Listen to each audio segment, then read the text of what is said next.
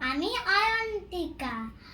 কবি সুকান্ত ভট্টাচার্যের লেখা কবিতা ভালো খাবার আপনাদের আবৃত্তি করে শোনাচ্ছি। ধনপতি পাল তিনি জমিদার মস্ত, সূর্য রাজ্যে তার যায় না কো অস্ত।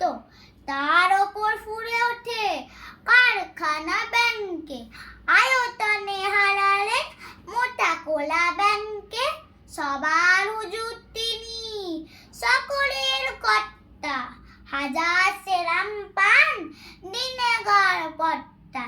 সদাই পাহারা দেয় বাইলে সে পাই তার, কাছ নেই তাই শুধু খাই খাই বাইতার।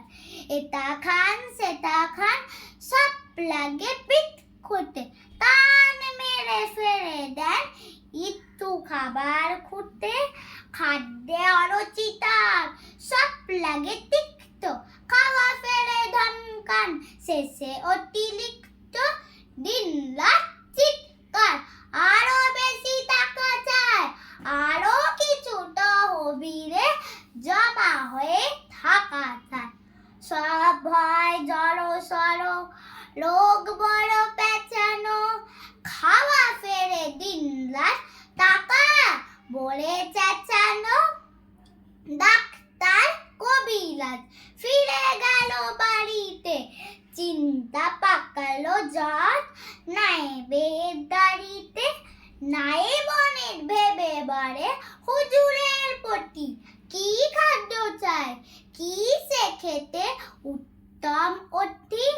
নায়েবের অনুরোধে ধনপতি চারিদিক দেখে নিয়ে বার কর হাসলেন ফিক ফিক।